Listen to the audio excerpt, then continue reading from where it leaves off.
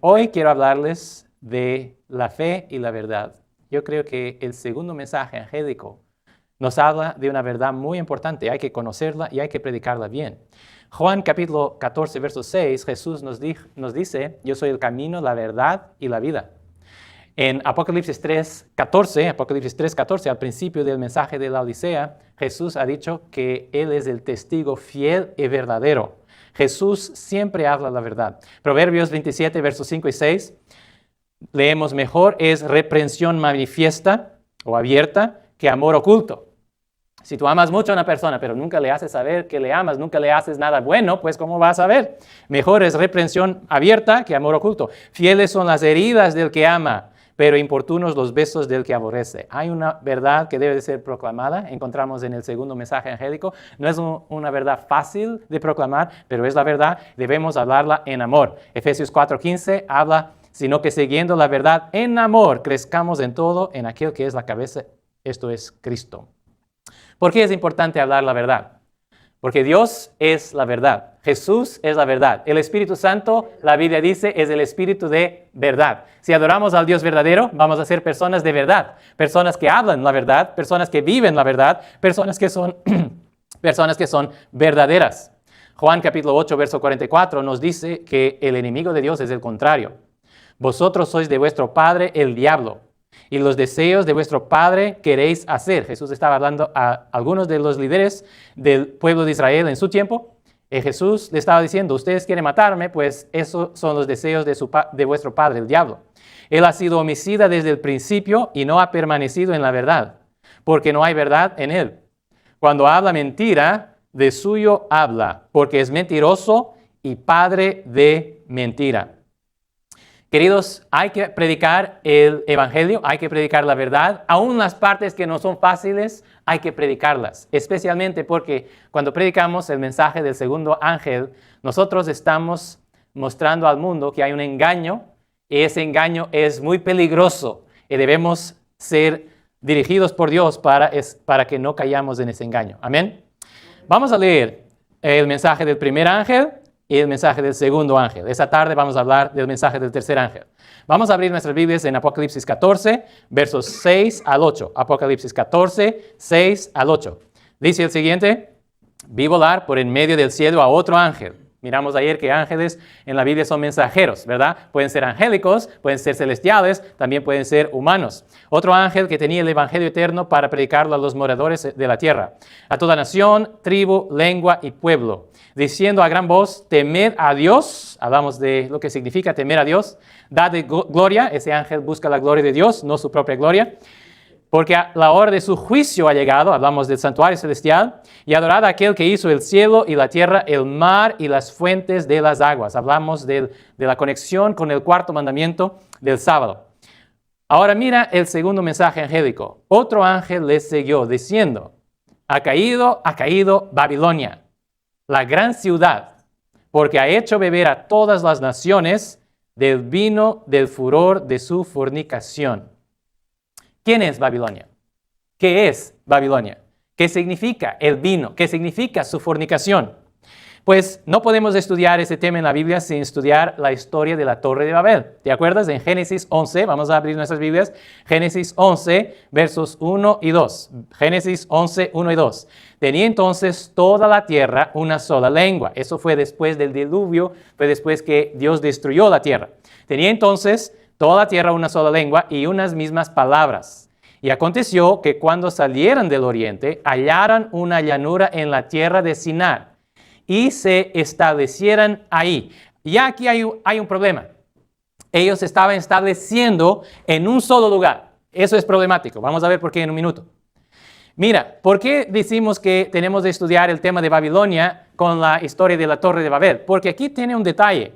Dice que hallaron una llanura en la tierra de Sinar. ¿Qué tierra era esa? Pues en Daniel capítulo 1, verso 1 y 2, ¿te acuerdas que Daniel fue llevado en cautiverio para Babilonia? Daniel 1 y 2 dice, en el año tercero del reinado de Joaquín, rey de Judá, vino Nabucodonosor, rey de Babilonia, a Jerusalén y la sitió. Y el Señor entregó en sus manos a Joaquín, rey de Judá, y parte de los utensilios de la casa de Dios, y los trajo a tierra de ¿qué? Tierra de Sinar, a la casa de su Dios y colocó los utensilios en la casa del tesoro de su Dios. Ahora, vemos que Daniel estaba hablando de Babilonia y le llama tierra de Sinar. Exactamente el mismo lugar donde la torre de Babel fue construida, fue edificado, empezaron a construir esa torre. Vamos a regresar a Génesis 11, ahora verso 4. Génesis 11, verso 4. Dice, y dijeran, vamos, edifiquémonos una ciudad y una torre, cuya cúspide llegue al cielo, y hagámonos un nombre por si fuéramos esparcidos sobre la faz de toda la tierra. ¿Por qué era eso problemático? Mira, ellos están diciendo, edifiquémonos una ciudad y una torre cuya cúspide llega al cielo. Normalmente decimos que ellos querían protegerse para que si hubiera otra catástrofe, mucha agua, pues ahí estaban en la torre. Pero no es eso que ellos dicen. Ellos dicen, vamos a hacer una torre cuya cúspide llegue al cielo y hagamos un nombre, un nombre, por si fuéramos esparcidos sobre la faz de toda la tierra. No querían ser esparcidos, no querían ir a toda la tierra, querían hacer un nombre para ellos mismos, querían estar en un lugar y querían una torre que llegue al cielo por sus propias obras.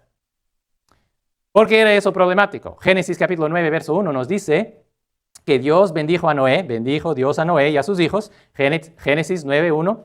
Bendijo Dios a Noé y a sus hijos y les dijo, fructificad y multiplicaos y llenad la tierra. ¿Qué dijo Dios a Noé y a sus descendientes? Que ellos deberían ir a toda la tierra, deberían esparcirse por la tierra. Pero aquí estaba el espíritu de desobediencia. Dios dice una cosa, pero yo quiero hacer otra. El espíritu de Babilonia es el espíritu de desobediencia a Dios. Es un espíritu también de salvación por obras humanas. Ellos querían llegar al cielo por ellos mismos. Es el espíritu de exaltación propia. Ellos dicen, vamos a hacer un nombre para nosotros. Mira, el primer ángel nos dice que debemos dar gloria a Dios. El segundo ángel te está diciendo que hay un poder en esta tierra que busca gloria para sí mismo. Y ese poder no es dirigido por Dios.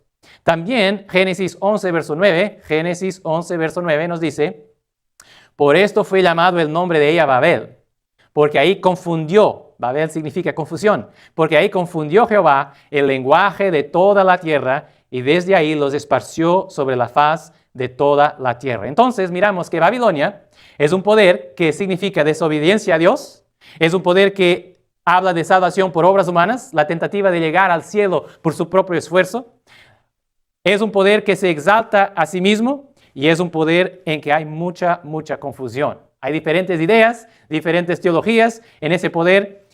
Pero vamos a ver otras características de Babilonia. Mira, ¿te acuerdas en Daniel capítulo 5, verso 19? Nos habla de la historia cuando Daniel se paró enfrente de Belsasar. Le dijo la historia de su abuelo Nabucodonosor. Y habló así, Daniel 5, 19, por la grandeza que le dio, todos los pueblos, naciones y lenguas temblaban y temían delante de él. A quien quería mataba y a quien quería daba vida. Engrandecía a quien quería y a quien quería humillaba. Eso es muy interesante. Babilonia estaba construida en un sistema en que el rey era un tirano. Él hacía lo que quería. No tenía de dar cuentas a nadie. Se quería matar a alguien, mataba a alguien. Se quería engrandecer a alguien, engrandecía a alguien. Ese poder sería un poder de Babilonia, sería un poder en el mundo con un hombre que estaba ahí con poder absoluto, haciendo lo que quería, mandando matar quien quería mandar matar. ¿Será que hemos visto un poder así en la historia? Pues yo creo que sí. Es un poder contrario a la verdad. Cristo Jesús tiene todo el poder, ¿sí o no? Oh, sí, pero mira cómo Jesús habló con sus discípulos la noche en que fue traicionado. Lucas 22, 24 al 26. Hubo también entre ellos, cuando estaban ahí sentados para empezar la Santa Cena. Jesús quería establecer esa ceremonia tan especial, pero hubo también entre ellos una disputa sobre quién de ellos sería el mayor. Pero él les dijo, los reyes de las naciones se enseñorean de ellas, y los que sobre ellas tienen autoridad son llamados bienhechores.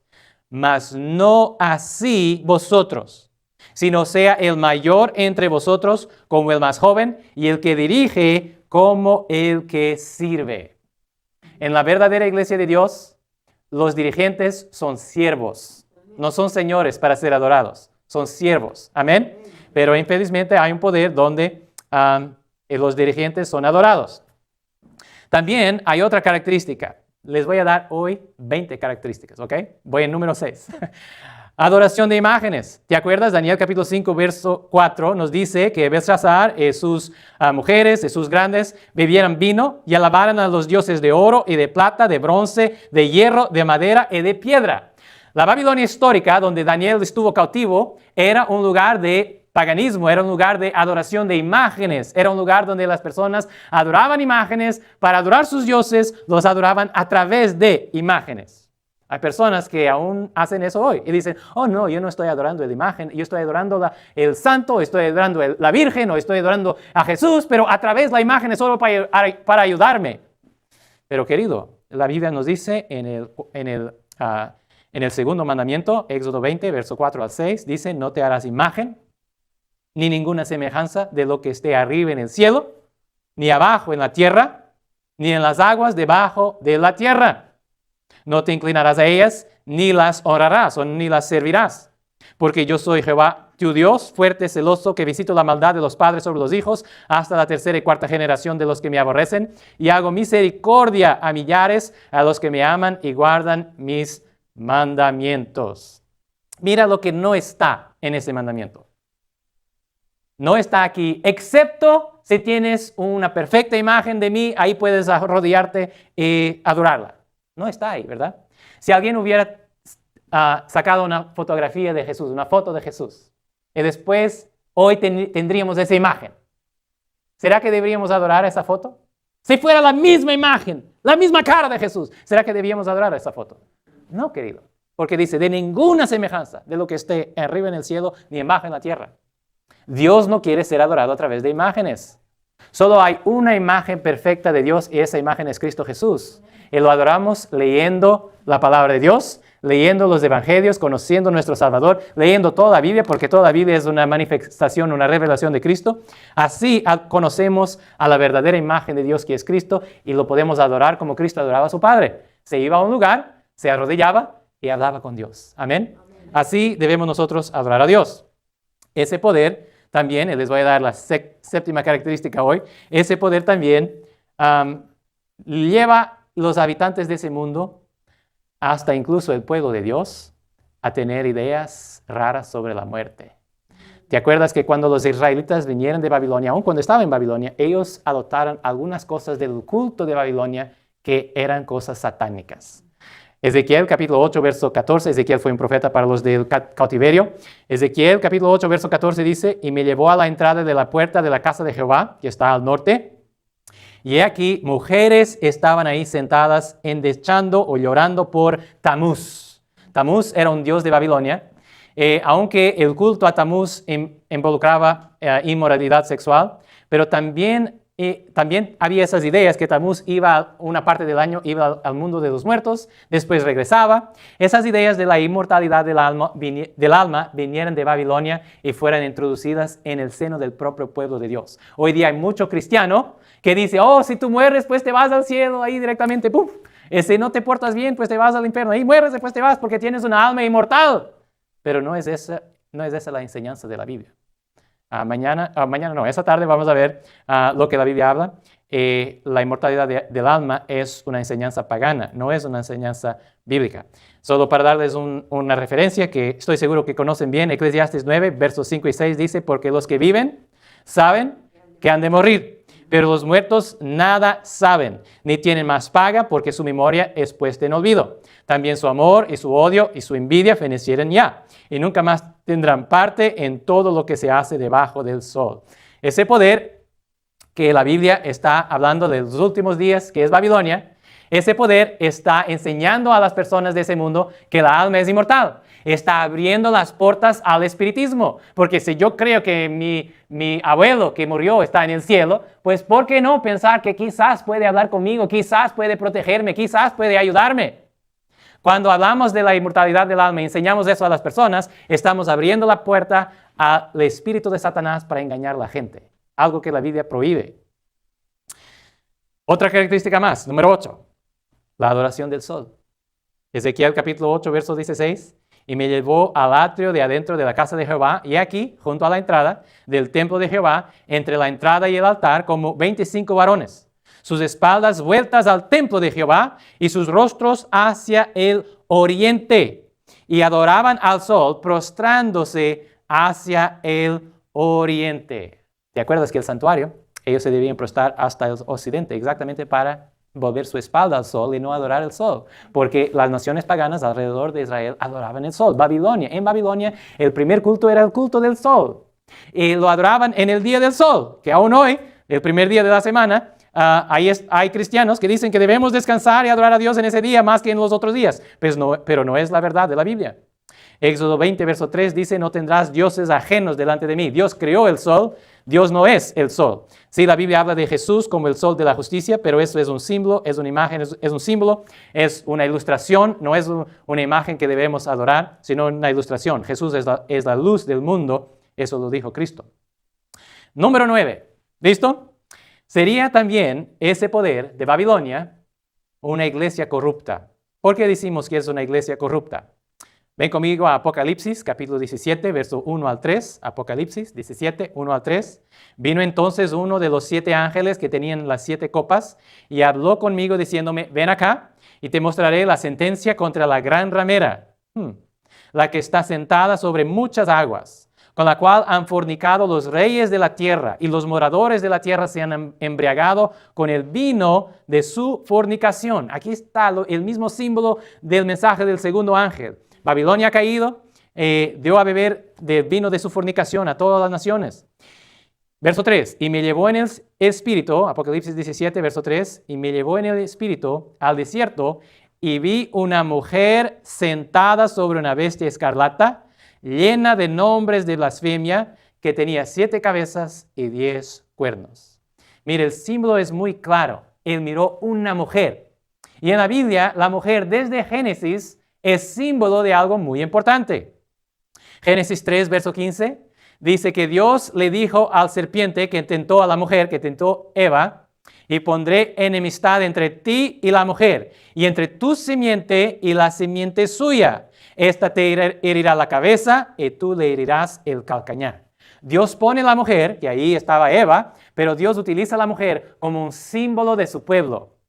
Del pueblo de Dios, del pueblo de Israel, en el Antiguo Testamento, salió la simiente que vendría a herir la cabeza del serpiente, es decir, vino Jesús, ¿verdad? Entonces la mujer es, en el Antiguo Testamento, símbolo del pueblo de Israel, Nuevo Testamento, símbolo de la iglesia cristiana, ¿verdad?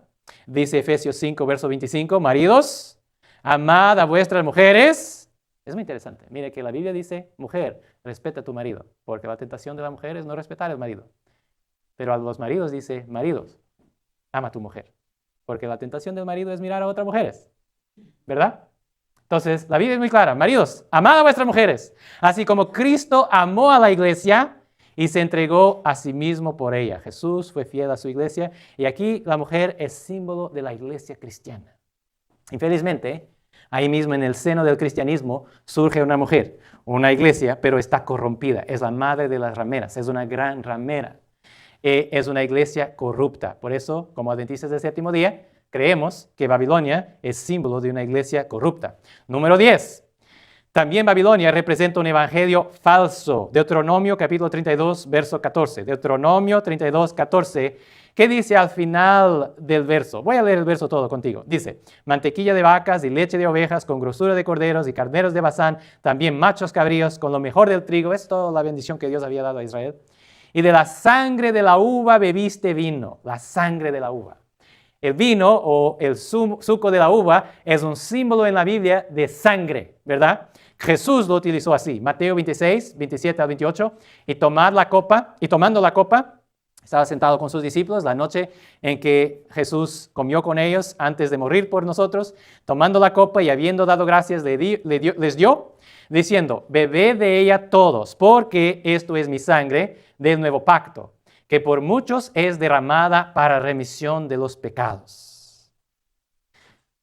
La sangre de Jesús, el verdadero evangelio. Ayer hablamos de lo que significa el evangelio eterno. Hay una iglesia en la tierra que predica el evangelio eterno, pero hay también una confusión, hay también una Babilonia, hay también un poder que predica un evangelio falso. Y la Biblia dice que todas las naciones eventualmente van a beber de ese evangelio, un evangelio falso. Pero la Biblia dice que Jesús, cuando oró esa misma noche por sus discípulos, ha dicho así en Juan 17:17, santifícalos en tu verdad, tu palabra es la verdad. Sea lo que seas que tú crees sobre el Evangelio, lo debes encontrar aquí. No en lo que dicen curas o pastores, pero aquí.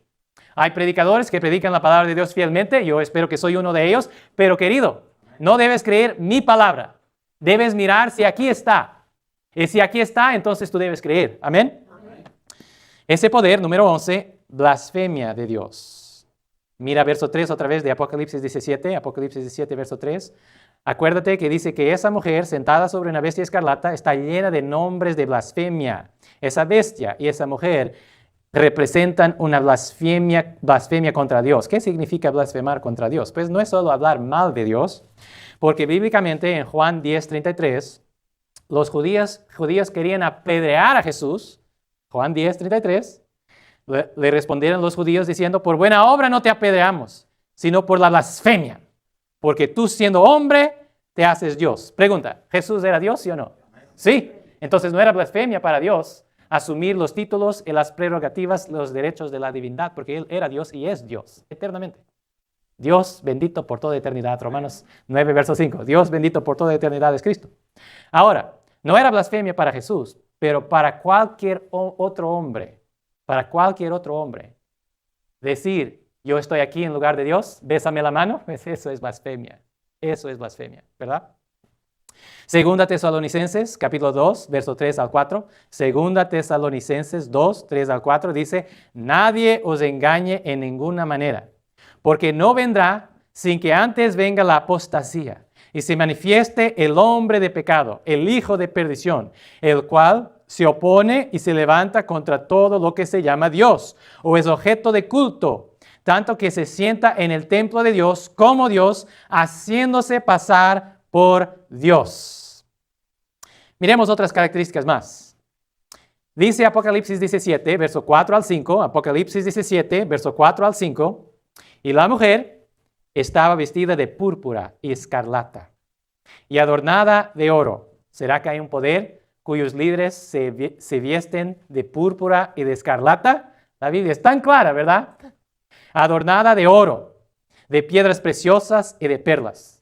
Tenía en la mano un cáliz de oro lleno de abominaciones y de la inmundicia de su fornicación. Ese cáliz está ahí lleno de ese vino falso que es el evangelio falso, ¿verdad? Que da de beber a todas las naciones del mundo.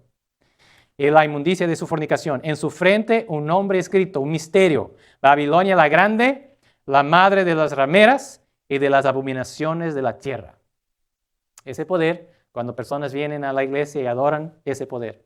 Cuando personas vienen y adoran en ese sistema de culto, esa madre, pues el sacerdote tiene una copa de oro en su mano, ¿verdad? La teología de ese poder es que cuando el sacerdote da la bendición, que ese vino que ahí está se convierte en la sangre misma de Jesús y Él da a beber la sangre misma de Jesús a los creyentes. Eso es un evangelio falso. La Biblia dice que Jesús fue herido una vez. Jesús habló y dijo a los discípulos, tomad el fruto de la vid, tomad ese suco de uva, es un símbolo de mi sangre. Jesús aún no había sido sacrificado cuando instituyó esa ceremonia, era nada más un símbolo, no era su sangre verdaderamente, ¿verdad? Pero dice que ese poder es llamado en la Biblia Babilonia la grande, la madre de las rameras y de las abominaciones de la tierra. Ahora, encontré un website, un sitio en la web católico, que hace la pregunta, ¿cuál es la iglesia del Papa? Si respondiste como la mayoría de las personas, San Pedro en el Vaticano, estás equivocado o equivocada. La iglesia del Papa, la catedral de la diócesis de Roma, en Italia, es San Juan de Letrán. Pero debido a que es la iglesia del Papa, San Juan de Letrán es oficialmente, para la iglesia católica, la iglesia madre. Si entras en esa iglesia, a la entrada tienes una inscripción. La inscripción dice eso, Sacrosanta en latín, Sacrosanta Lateranensis Ecclesia Hominum, Urbis et Orbis Ecclesiarum, Mater et Caput. Si no hablas latín, déjame traducirte en español. Dice, Santísima Iglesia de Letrán, de todas las iglesias de la ciudad y del mundo, madre y cabeza. Interesante. Pero vamos a ver, hay otras características en la Biblia sobre ese poder. Número 16 es una unión ilícita con el poder civil. Mira que dice que esa mujer estaba sentada en una bestia, ¿verdad? En Daniel capítulo 7, verso 17, Daniel tuvo una visión de 4 grandes bestias. El ángel le explicó lo que significaban esas bestias. Dice, estas 4 grandes bestias son 4 reyes que se levantarán en la tierra. Y sabemos que los reyes eran símbolos de todo el reino, porque capítulo 7 de Daniel, verso 23, dijo así, la 4ª bestia será un 4º reino en la tierra, el cual será diferente de todos los otros reinos. Y toda la tierra devorará, trillará y despedazará. Entonces, bestias son símbolos de reinos terrenales, poder civil. Pero, ¿qué dijo Jesús en Juan 18:36 cuando Pilato le estaba interrogando? ¿Qué dijo Jesús? Respondió Jesús, Juan 18:36, mi reino no es de este mundo, ¿verdad? ¿Cómo puede ser que un poder que dice representar a Cristo tiene poder civil, poder terrenal? ¿Verdad? No puede ser. Pero infelizmente el Estado del Vaticano no es solo un poder religioso, es un país, tiene un rey. El Papa es el rey de un reino vaticano. Es un pequeño reino, ¿verdad? En Daniel 7 es descrito como un pequeño cuerno. Un cuerno es un poder. Es un pequeño reino dentro de una ciudad, pero es muy poderoso. Pero Jesús dijo, mi reino no es de este mundo. Número 17. La Biblia nos dice muy claramente en 1 Pedro 5:13 que Babilonia es un nombre en clave, es un nombre código para Roma. Pedro estaba en Roma, él era el presbítero, él era el pastor de la iglesia cristiana en Roma. Mira lo que él dijo cuando escribió su primera carta. Al final de la carta dice, la iglesia que está ¿a dónde? En Babilonia, elegida juntamente con vosotros, y Marcos, mi hijo, os saludan. Mira que Babilonia muy claramente es un nombre en clave en la Biblia para Roma. Sí hubo una Babilonia histórica, pero ahora ahí mismo en el Nuevo Testamento ya la Biblia te está diciendo que esa Roma era la Babilonia, porque ahí estaba ya ese poder que se estaba manifestando. Número 18, Babilonia es un poder perseguidor. Apocalipsis 17, verso 6. Abre la Biblia conmigo. Apocalipsis 17, verso 6. Dice, vi a la mujer ebria de la sangre de los santos y de la sangre de los mártires de Jesús. Y cuando la vi, quedé asombrado con gran asombro. Querido, cuando hay poderes, hombres, mujeres, iglesias, poderes políticos, sea lo que sea, que para hacer pasar sus deseos, sus opiniones, sus teologías, sus ideologías, para ganar fama, para ganar poder, para ganar dinero, ellos maltratan y matan a otras personas. Puede estar seguro que no es de Dios. Jesús vino como ser humano, ¿cómo luchó Él por la verdad? ¿Luchó haciendo daño a las personas? No, Él curó a las personas, hasta sus enemigos. Cuando un hombre sacó su espada, ¿verdad? Pedro, su discípulo, sacó su espada, cortó la oreja de un hombre. ¿Qué hizo Jesús? A los hombres que le estaban prendiendo para llevarle a su muerte, Jesús sanó esa oreja. Jesús nos mostró que como seres humanos, nuestra misión es amar a nuestro semejante. Aunque no estén de acuerdo con nosotros, hablamos la verdad con amor, pero amamos a nuestro semejante. Eso es nuestra misión. Cuando venga Jesús en su gloria, Dios pondrá todo en su lugar. Y Dios tiene la venganza, ¿verdad? Mía es la venganza. ¿Venganza se dice en español? Venganza. Mía es la venganza, ¿verdad? La justicia es Dios que la hará. Yo estoy aquí para amar hasta mis enemigos, ¿verdad? Cuando tenemos poderes que maltratan y matan, esos poderes no pueden ser de Dios.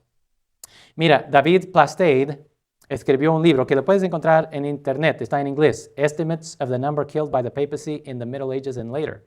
En español diríamos estimados de los números de personas que fueran muertas por el papado en la Edad Media y después. Dice, se pueden excusar unos cuantos miles de casos. Yo creo que no se pueden excusar ni un caso.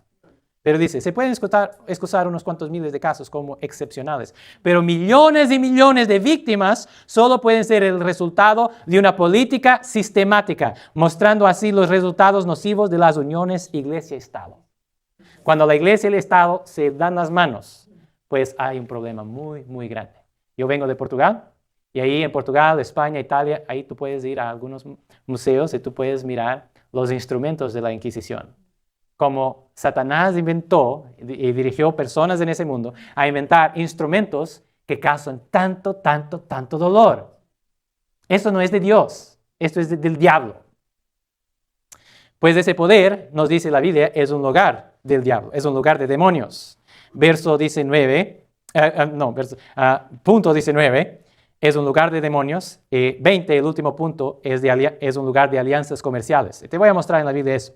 Apocalipsis 18, verso 2 y 3. Apocalipsis 18, 2 y 3. Dice, y clamó con voz potente, diciendo, ha caído la gran Babilonia, y se ha hecho habitación de demonios y guarida de todo espíritu inmundo, y albergue de toda ave inmunda y aborrecible, porque todas las naciones han bebido del vino del furor de su fornicación. Y los reyes de la tierra han fornicado con ella, y los mercaderes de la tierra se han enriquecido de la potencia de sus deleites. Cuando estudiamos los negocios, el dinero que hay en el Vaticano, cuando estudiamos lo que ese poder ha hecho, está haciendo, y sabemos por profecía bíblica va a hacer en el mundo, miramos que no puede ser otro poder. El papado es el poder que está descrito en la Biblia como Babilonia, y no solo el papado, pero iglesias y personas y poderes en esa tierra que beban de ese vino, que asumen esas ideas, que predican y que vivan esas ideas que no son ideas de la verdad, pero son mentiras, y hay que hablar de eso con cariño, con amor. Mira, yo soy portugués, nacido en Portugal, mi papá estudió para ser sacerdote católico. Estoy muy feliz que decidió hacer otra cosa, si no yo no estaría aquí, ¿verdad? Dios se ha alabado, él cambió su idea, conoció a mi mamá, se casaron y yo nací, Dios se ha alabado por eso. Pero yo conozco bien la Iglesia Católica, con la excepción de mis papás, de mi hermana, toda mi familia es católica. Mis tíos, mis tías, mis abuelitos, pues ya fallecieron, pero eran católicos. Les quiero garantizar que mi familia, que son muy católicos, son personas excelentes, personas que aman a Dios, personas que hacen bien a su prójimo, prójimo. Y es por eso mismo que yo tengo de predicar este mensaje. Amén. Les he dado libros, ellos conocen lo que yo creo, y oro por ellos cada día, porque solo Dios puede cambiar sus corazones. Ese engaño es muy fuerte. No es fácil para una persona cambiar. Mi papá, cuando él entregó su vida a Jesús, se tornó adventista del séptimo día. Su mamá, que lo había educado para ser un sacerdote católico, su mamá dejó de hablar con él. Una madre dejó de hablar con su hijo, porque su hijo quiso seguir lo que la palabra de Dios dice. No es fácil.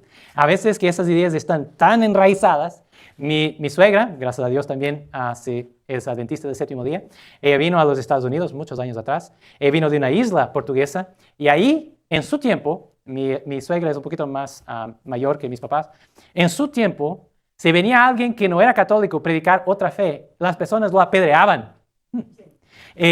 Mi suegra me dijo, mira, si yo no hubiera venido a los Estados Unidos, he conocido una adventista del séptimo día que me ayudó en mi necesidad.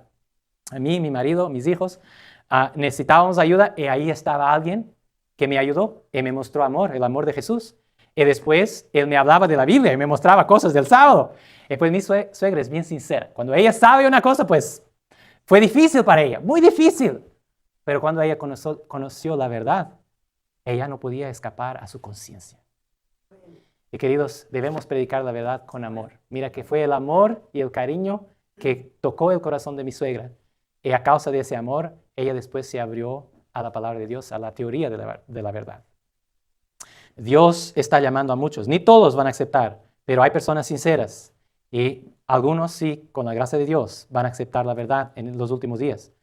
Apocalipsis 13, verso 8, hablando del mismo poder, dice, y la adoraron, a esa bestia, todos los moradores de la tierra, cuyos nombres no están escritos en el libro de vida del Cordero, que fue inmolado desde el principio del mundo. Apocalipsis 18, verso 2 y 3, verso 4 y 5, dice, y oí otra voz del cielo, Apocalipsis 18, 4 y 5, y oí otra voz del cielo que decía, salid de ella, pueblo mío, para que no seáis partícipes de sus pecados, ni recibáis parte de sus plagas, porque sus pecados han llegado hasta el cielo, y Dios se ha acordado de sus maldades. Te voy a leer el resumen de nuestro mensaje de hoy, ¿ok? Estos 20 puntos que te he presentado de la palabra de Dios. Primeramente, Babilonia significa desobediencia a Dios. Es un poder que tiene un espíritu de desobediencia. Segundo, es un espíritu de salvación por obras humanas. Tercero, es un espíritu de exaltación propia. Cuarto, es un espíritu de confusión. Quinto, es un espíritu en que hay un hombre con poder absoluto. Manda matar quien quiere mandar matar. Número 6, es un espíritu de adoración de imágenes. Número 7, es un espíritu que habla de la inmortalidad, predica la inmortalidad del alma. Número 8, es un espíritu que promueve la adoración del sol. Número 9, es un espíritu que promueve que está por detrás de una iglesia corrupta. Número 10, es un espíritu que predica un evangelio falso. Número 11, es un espíritu que blasfemia contra Dios. Número 12, hay personas en ese poder que se visten de púrpura y escarlata. Número 13, es un espíritu donde hay un poder con riquezas temporales, muchas riquezas temporales, millones de millones. Número 14, tiene una copa de oro en la mano. Número 15, es descrito como madre de las rameras, pues es una madre y hay muchas otras iglesias que han bebido de ese vino. Algunas lo saben, otras no saben. Hay creyentes sinceros en todas las iglesias, pero esas iglesias están siguiendo cosas que no son bíblicas. Número 16, hay una unión ilícita con el poder civil. Es un poder religioso y un poder civil. Número 17, es un nombre en clave para Roma. Número 18, es un poder perseguidor. Número 19, es un lugar de demonios. Número 20, es un lugar de alianzas comerciales. Jesús ha dicho, no llaméis Padre vuestro a nadie en la tierra. Está Mateo 23, verso 9. No llaméis Padre vuestro a nadie en la tierra, porque uno es vuestro Padre que está en los cielos. Hay un solo Dios, hay un solo mediador entre Dios y los hombres, Cristo Jesús, hombre. Amén. Mira, cuando yo conocí a mi esposa, saben cómo es, ¿verdad? Un joven varón conoce una dama. ¿Qué hacemos los varones? Pues queremos mostrar cómo somos tan buenos, ¿verdad? Que seríamos un buen marido. Pero cuando yo conocí a mi esposa, hay una cosa que admiré mucho en ella. Yo intenté hacer lo mismo. Desde las primeras conversaciones, aún antes de hacernos cualquier tipo de compromiso, de cualquier tipo de establecer nuestra relación, desde las primeras conversaciones, empezamos a hablar de cosas que no son tan buenas en nosotros. Porque es fácil hablar de lo que es muy bueno para que la persona se enamore de ti, ¿verdad? Pero si esa persona va a vivir conmigo por toda mi vida, pues ella tiene de saber las cosas de mí que no están tan bien. Porque sería muy difícil para ella conocer esas cosas después del matrimonio, ¿verdad? ¿Por qué estoy hablando de eso hoy? Porque, queridos, en una relación de amor, la verdad es muy importante. Si amas a Dios, tú vas a querer saber la verdad sobre Dios. Si amas a las personas, vas a querer predicarles la verdad, aunque sea difícil a veces, pero hay que hablar de la verdad con amor. ¿Amén? Amén. Oremos. Padre nuestro que estás en los cielos, gracias, Señor, porque tú nos das tu palabra y en ella encontramos la verdad, como es en Jesús, la verdad que apunta para Jesús, la verdad que nos lleva a Jesús. Señor, te pedimos que nos ayudes a conocer a nuestro Salvador Cristo Jesús personalmente, a tener una relación de amor con Él, a abrir nuestro corazón con Él sobre las cosas que no están tan bien. También nosotros muchas veces somos tentados por ese espíritu de orgullo, ese espíritu de mentira, ese espíritu de exaltación propia. Señor, líbranos de todo eso y haznos parte de ese pueblo que tiene la fe de Jesús y guarda los mandamientos de Dios. Amén. Te lo pedimos en Cristo Jesús, nuestro Salvador. Amén.